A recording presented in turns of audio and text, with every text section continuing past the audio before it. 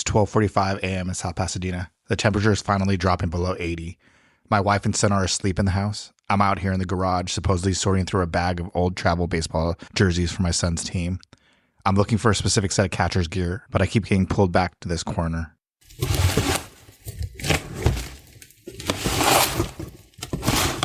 Behind a stack of old production files and a box of Little League trophies, I found this piece of hardware. It looks like an old reel-to-reel mixed with a ham radio from the 70s.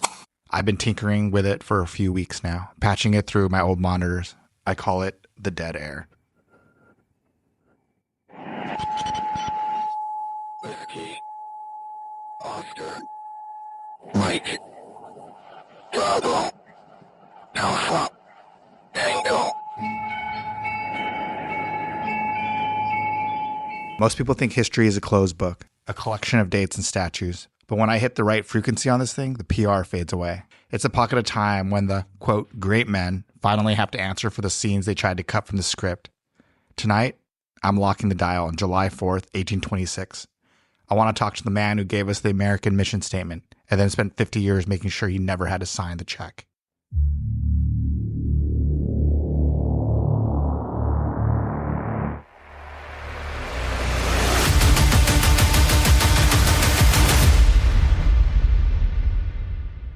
I'm Koji Sakai, and this is Unhistory.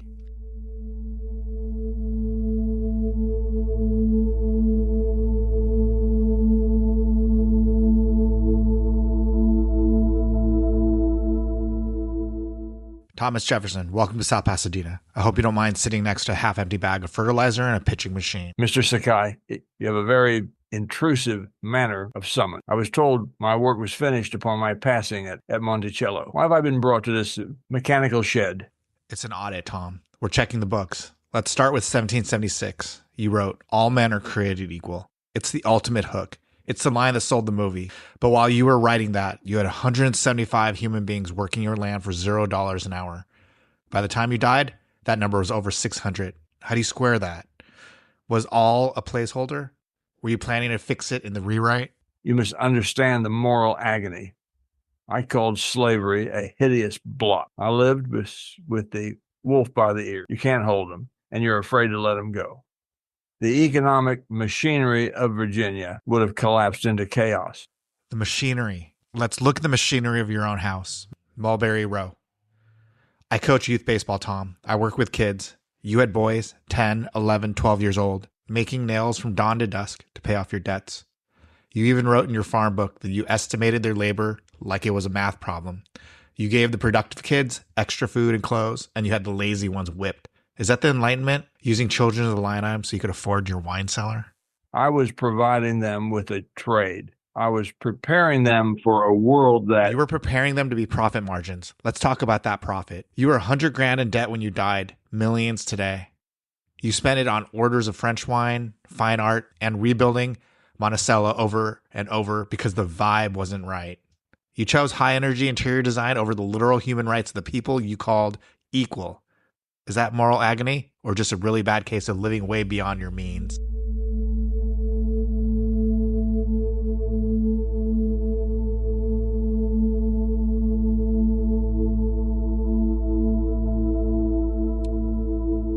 All right. Speaking of interior design, you invented the swivel chair, which is great. But honestly, as a guy who owed everyone money, did you just invent it so you could literally spin away from the creditors when they walked into the room? The revolving Windsor chair was a triumph of ergonomic efficiency. It allowed me to access multiple texts without standing. Sure it did. Let's talk about the White House. Someone sent you the mammoth cheese, a 1,200-pound block of cheese engraved with your campaign slogans. I have to know, did you eat it? Did it smell? Because 1,200 pounds of dairy in DC humidity sounds like a biological weapon. The people of Cheshire, Massachusetts presented it as a monument to republicanism. It was a symbol of agrarian excellence. But did you eat it, Tom? We served it at receptions for nearly 2 years. 2-year-old unrefrigerated cheese? The Enlightenment must have had an iron stomach. And speaking of weird White House flexes, you kept a pet mockingbird named Dick in the Oval Office. You'd leave his cage open and let him fly around while you worked. Did Dick ever poop on a treaty?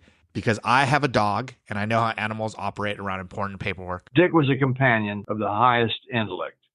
He would sing me to sleep and eat from my lips. Okay, that's just insanitary. Let's get back to the serious stuff.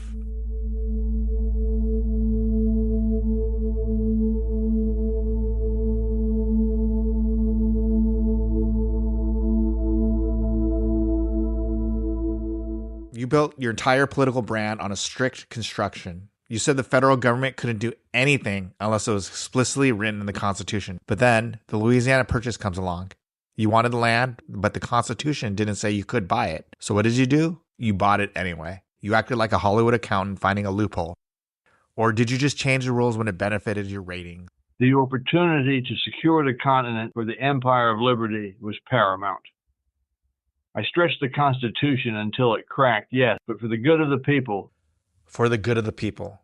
What about the Embargo Act of 1807? You wanted to punish Britain and France, so you just banned all American exports. You completely crashed the U.S. economy. Sailors starved, ships rotted in harbor, and you basically hid in the White House while everyone went broke. How is destroying the livelihoods of thousands of Americans protecting the Empire of Liberty? It was a peaceful alternative to war. The citizens had to make sacrifices for national sovereignty. They made the sacrifices, Tom. You just sat in your swivel chair and drank Bordeaux. It's easy to say the tree of liberty must be refreshed with the blood of the patriots when it's never your blood doing the refreshing.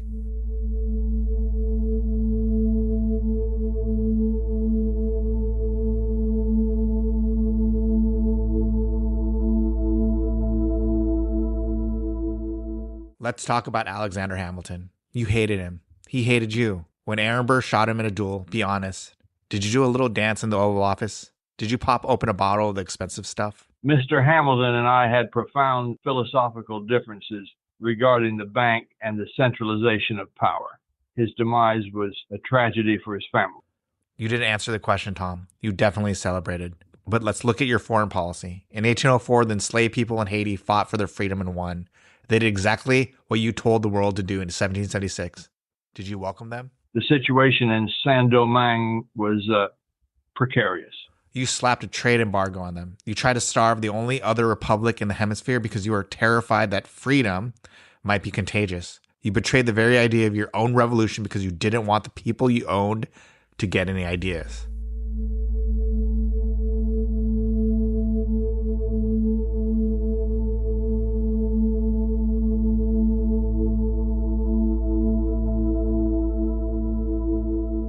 Let's look at your science. In your book, Notes on the State of Virginia, you wrote that black people secrete less by the kidneys, have a disagreeable odor, and their griefs are transient. Where was the data for that, Tom? Or were you just writing a script to justify why you weren't out there picking your own tobacco? Those were suspicions. Observations of a race in a different state of... It was a lie, and you knew it. It was a lie because of Sally Hemings. She was 14 when you took her to Paris. You were 44. She was legally free in France, Tom. She could have stayed there, but you made a deal with a teenager. You promised to free her future children if she came back to Virginia with you, back to a place where she was property. I loved her. Our relationship was... It was a hostage situation. You manipulated a child's maternal instinct to keep her in a cage. You fathered 6 children with her and kept them in the service entrance. You treated your own family like property.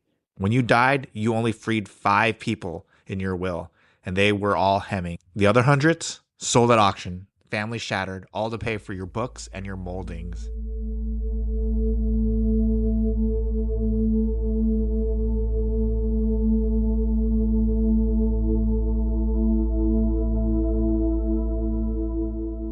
You had this gadget, the polygraph, a machine that let you write 2 letters at once.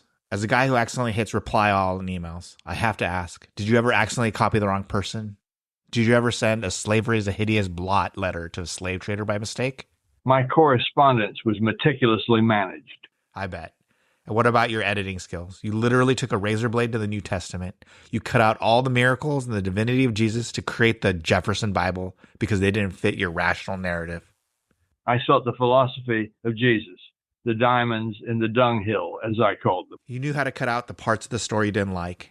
You did it with the Bible, and you did it with the Declaration. You let the Continental Congress cut out the paragraph blaming King George for the slave trade so you wouldn't offend South Carolina. You let them edit out the truth so you could get the deal done. That's not leadership. That's a sellout.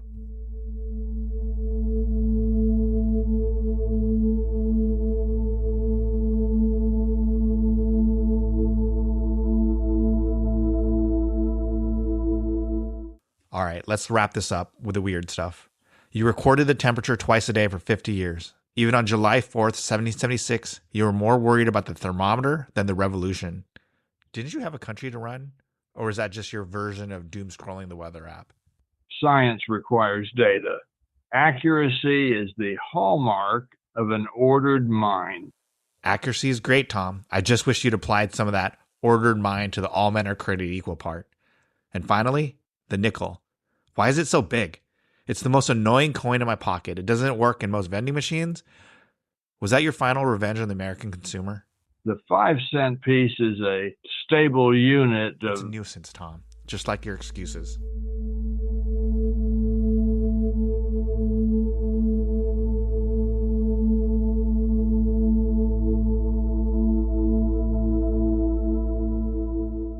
You gave us a vocabulary for a better world, but you didn't have the guts to speak the language. You wanted the credit for being a founding father while running a forced labor camp to fund your taste in Bordeaux. You were the, quote, Negro president who only won the 1800 election because of the 3/5 clause, giving you extra electoral votes for the people you kept in chains. Final audit. Thomas Jefferson, you're staying in the dead air. I'm leaving the signal open and I'm playing the 13th Amendment and the DNA results of your descendants on a loop. Enjoy the Enlightenment. Wait, the university, the architecture, what of the Louisiana? Signal deads, Tom, just like the promises you wrote. Whiskey, Oscar, Mike, Bravo, Alpha, Tango. I'm Koji Sakai. I'm going to see if I can tune the frequency to the late 1990s next. There's a saint who built a global brand on the beauty of suffering as long as it was someone else's pain. We're going to see if Mother Teresa's holy ledger actually balances out.